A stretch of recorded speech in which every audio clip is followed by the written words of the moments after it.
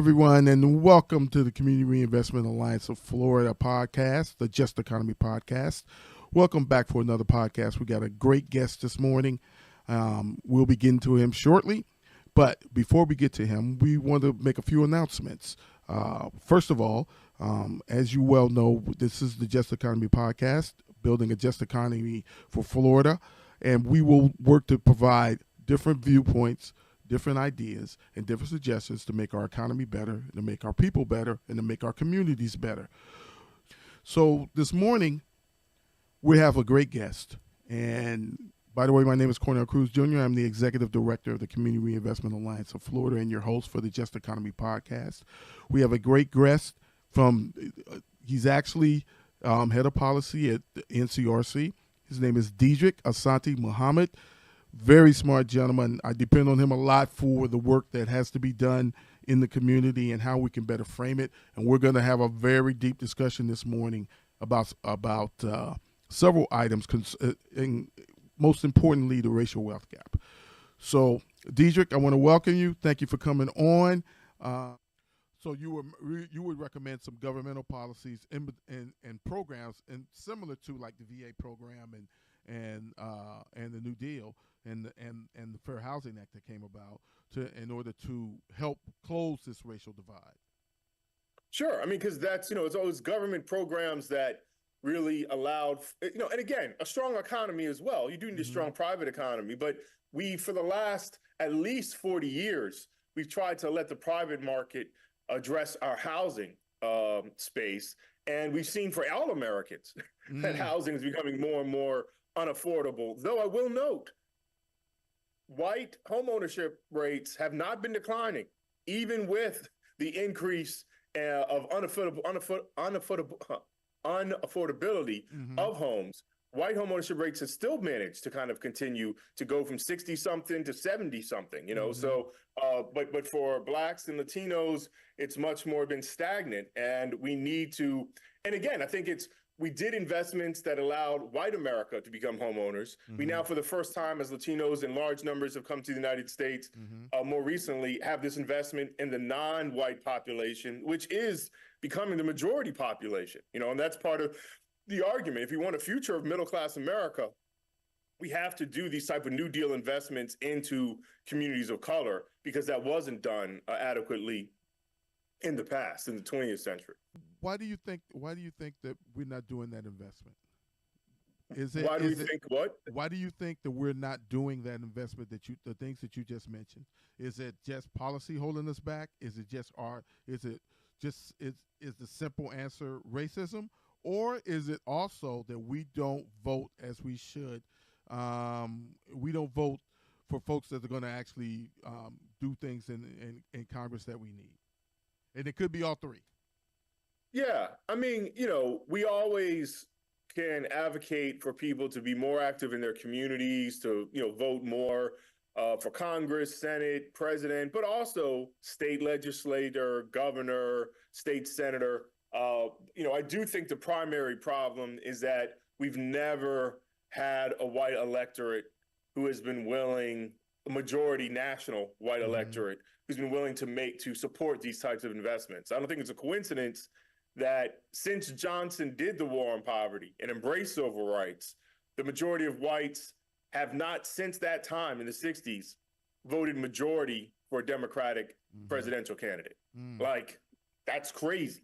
For 60 years, the majority of whites, every election was Bill Clinton, Jimmy Carter, Obama, Joe Biden, have never majority voted for the Democratic president. And so there is this, whether it's racial animus or whether it's more a feeling that, well, they don't care about me. So, if you talk about Blacks and Latinos, you don't care about me, so I'm not going to vote for you. It can be a spectrum. It doesn't mean have to be people like, I hate Black people. It just be, they don't feel that they're connected to the issue, and I think, and that is a sad thing. And it's a thing that's been holding this country back and might,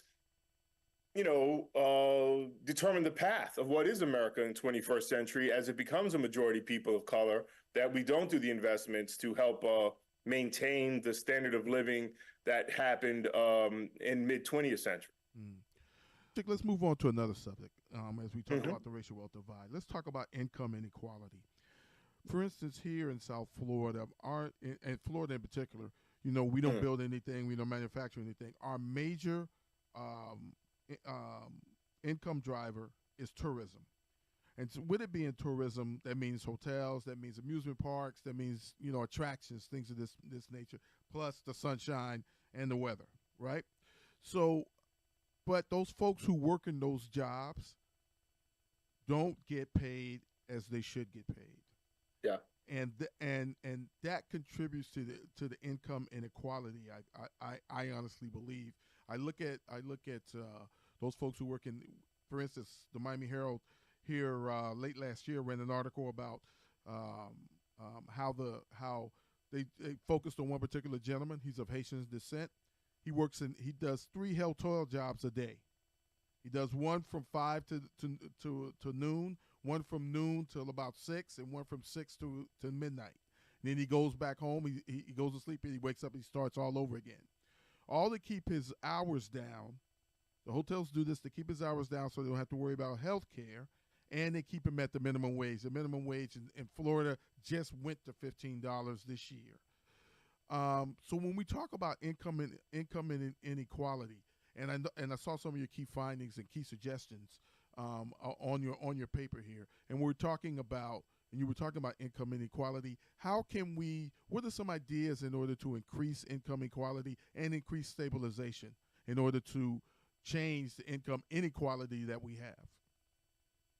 Yeah, and I think, there's issues around, that's unique to Florida, or maybe even more so unique to Miami. But I think we're seeing increasingly you can have people of color more in service jobs that, pay, a limited amount that are designed to service professional. And that and the professionals want to move into these spaces, and then that causes an increase in value of homes, and those who used to be able to afford cannot. And then the cities and areas become unlivable in terms of cost for the service providers. And you're seeing, and this has been happening for decades across the country, more and more working class poor are being pushed out of city hubs or central areas, San Francisco, Miami, DC, and all over the country, and being pushed out into the suburbs, which is causing a whole different issues because there's not the same type of infrastructure to deal with working class poor people.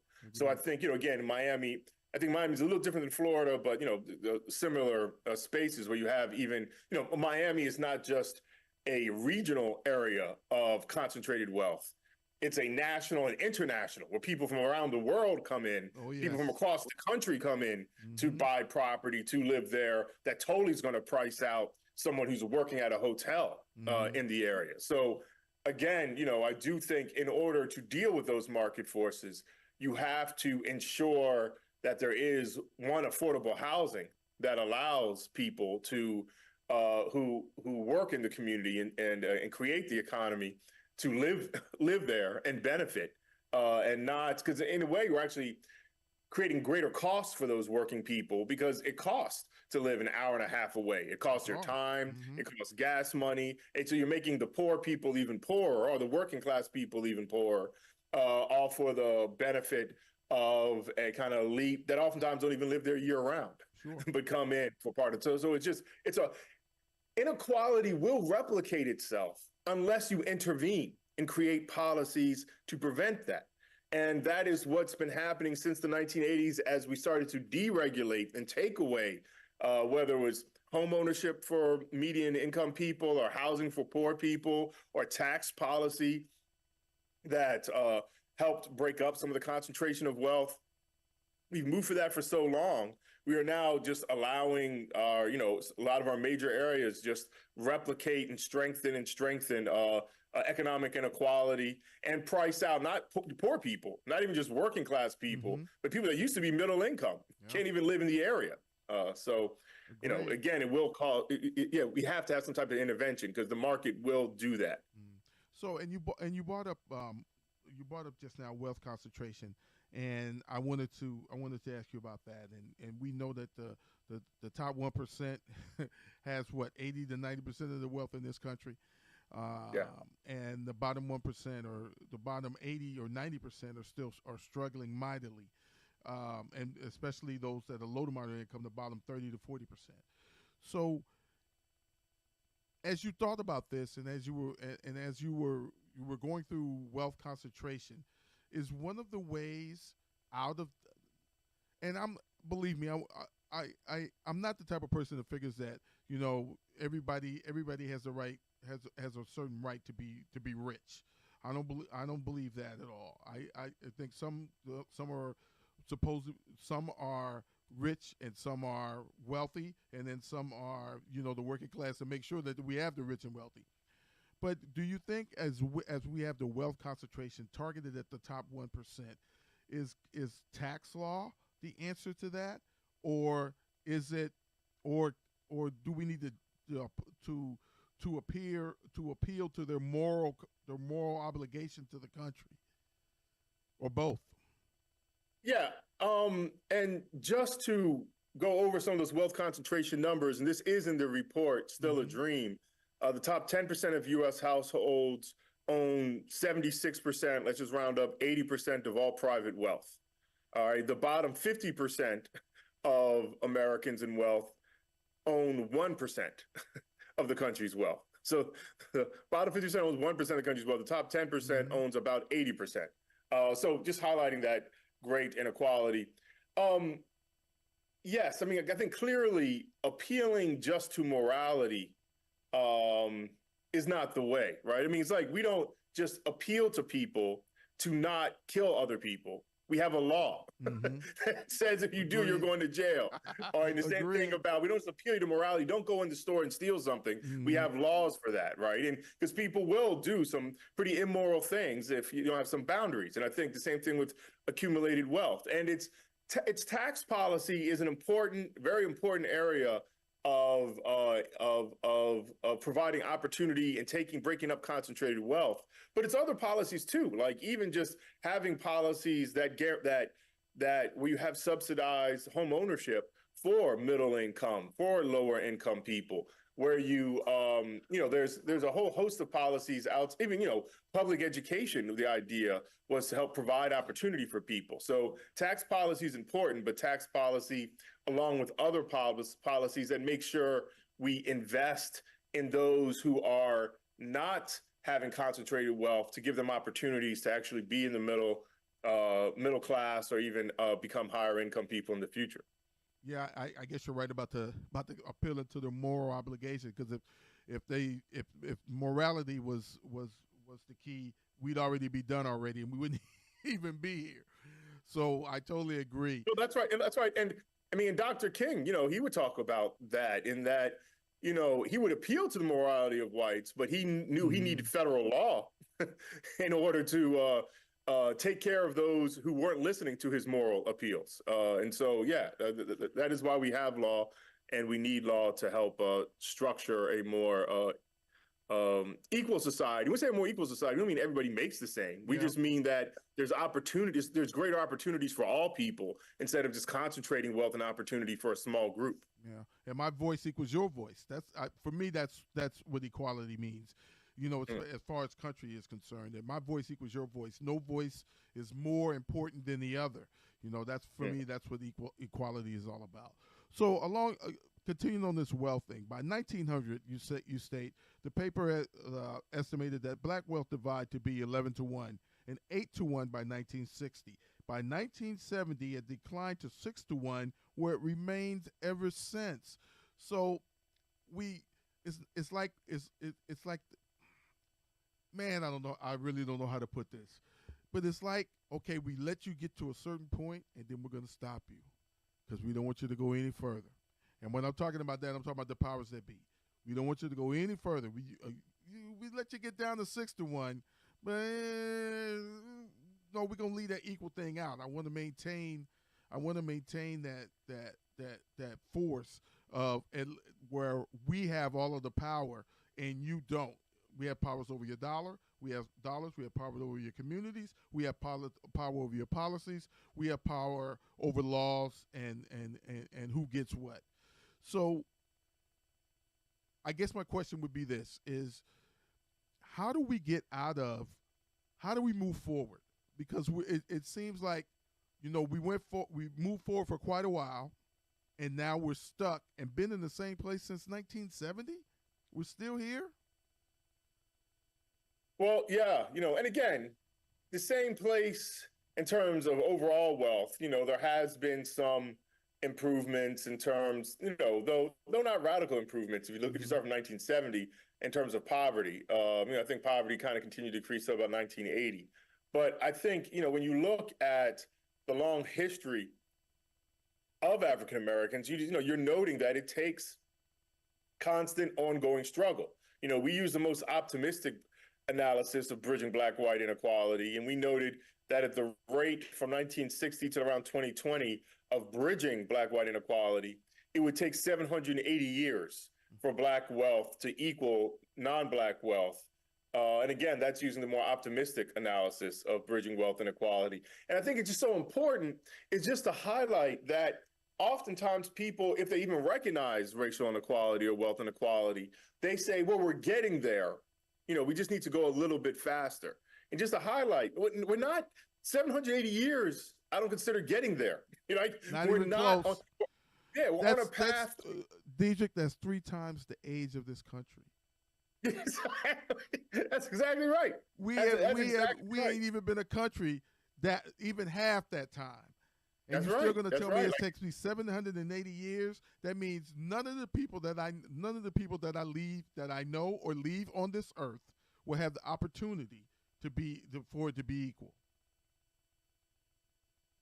Yeah, no, it means your great grandkids won't be at the place, And so, but I think that's important to understand this, because then you understand, okay, our response to this can't be, we'll just fine tune this, we'll just advance this a little bit, is we need radical policy change because we're radically on the wrong path now, right? And that's the reason to me to highlight the depth of the problem, because the depth of the problem helps us understand the requirements of the solution and how large the solution must be. So we really need radical policy shifts if we're going to really address this issue. So, and ladies and gentlemen, please, if you want to read this report for yourself, please go to ncrc.org. You can actually pull up Dedrick's report.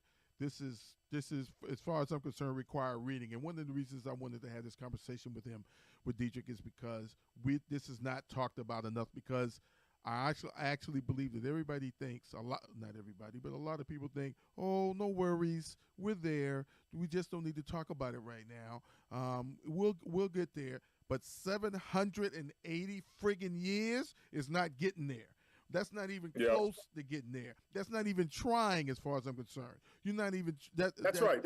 We're not putting forth any effort. If I'm watching the basketball team, if I'm going to the Heat game and my Heat are down 25 points and they're still down 25 points at the middle of the fourth quarter and they've been down 25 points the whole game, they're not putting forth any effort. They're not changing. No, like what problem could a national politician say, hey, I have a path that'll address that problem in 780 years? What? Like, where is that acceptable? What problem is that acceptable? That you would take that from any politician. That sounds like a Richard Pryor joke. You know what I mean? Who could actually say that? Well, I tell you what, black people, you just be patient and I have a plan that in 780 years, everything will be good to go. No. I have no patience, Dedrick. My patience is gone. All the patience that I had is gone. So every time I had this conversation and somebody tells me, "Oh, just be patient, Cornell, this is going to happen." Really? It ain't happening. It ain't happening in over 400 years. And here's Dedrick telling me it's going to take me another 780 years. Yeah, almost 800. Yeah, that's right. And and again, this goes back to the 60% Black homeownership report we did. 20 years is a long time. Yeah. And so I laid out, all right, 20 years, we need to double new Black homeowners and maintain that for 20 years just to get Blacks to 60%. That's still not equal to the 70%. So I'll be that patient, but it's got to be within 20 years that we got to make, and that's not even equality. Yeah. That's just substantive improvement, right? And we have to double new Black homeowners, right? That's a radical shift just to get to that. So again, we need that type of radical shift in most of our policies if we're going to really address this issue. So I read something recently. As a matter of fact, we had a community meeting with one of the big banks, and I read something recently, and it was the Financial Times. I think it was the Financial Times to put it out, that from the 1980s to now, because of racism, simply because of racism, this country has lost, simply because of racism, $65 trillion. Hmm. $65 trillion. I don't know who would want to give up $65 trillion. Yeah. If you came to me and said, Cornell, if you said to me, Cornell, just make everything equal and here's $65 trillion, I'm with it. You see what I'm saying? Yeah. But to lose that kind of money, and what do you think? Why do you think that we are where we are? Is it just lack of political will, or is it just that we're so ingrained? This country is so ingrained with it that, okay, this certain portion, black and brown people need to be below white people. And I'm not saying all white people think that, but enough to matter. So if you if you say that all black and brown people don't need to be on the same level as us, and how we do that is through the economy, is through housing, through wealth building, through all those things, all those policies that we could do. We're just not going to do that. And I hate to be so cynical, I really do, but there's got to be a reason why we're not there.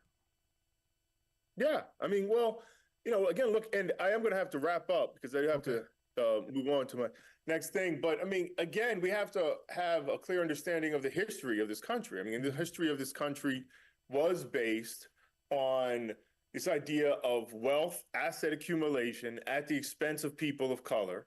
And that people, and again, I don't think it's as a base, rude statement that people are like, we got to keep blacks down. I just think it's more of an unconscious thing that that I have to maintain my, well-being, and my well-being subconsciously means I'm doing better than others. Mm-hmm. And if we start talking about investing in others, that means it's a deficit for me, instead of recognizing that those others is the majority of the country soon come, already the majority of the children. And so if you're not investing in them, you're not investing in the country. And at best, you can try to create a little island of prosperity in the midst of, I think what Dr. King said, like an ocean of despair and insecurity, And so there has to be either a consciousness, radical consciousness change, or a population change. And we are getting the population change, but even with the population change, we also have to, because blacks oftentimes aren't advocating for the radical enough shift in policy, right? Or Latinos or, other groups. So there has to be a consciousness change, period. And the question is, it can happen faster if it's whites and people of color. If it's going to be people of color, it'll take a little bit longer, but it still has to have a radical consciousness change among people of color. We realize we do have to invest. You can't just let the market create broad prosperity. We want to thank you, Dedrick, for being a part of this conversation today. This was an important conversation. I'm going to be pushing to get you on CNN and ESPN and Fox News and MSNBC. Our guest today, Dedrick Asante-Muhammad. He's the social director at National Community Reinvestment Coalition. We gladly thank him. Took his time for us. He's up in Washington, D.C. to be in our podcast today, the Just Economy Podcast. We want to thank all of you for listening and being a part of the Just Economy Podcast. Look forward to our next podcast. Look forward to all the announcements that are going to be happening over the next few months. Some important things are happening in the nonprofit world, especially around the Community Reinvestment Act. Dedrick, thank you again. I can't thank you enough. This was a great conversation. Please read Dedrick's paper at ncrc.org. Go there and look it up so you can actually read it and download the paper and keep that for future reference as we work out these 780 years. Thank you, Dedrick, and we greatly appreciate you.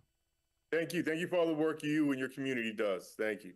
Thank you, Dedrick. And that's it. See you next time on the Just Economy Podcast, sponsored by the Community Reinvestment Alliance of Florida. Thank you.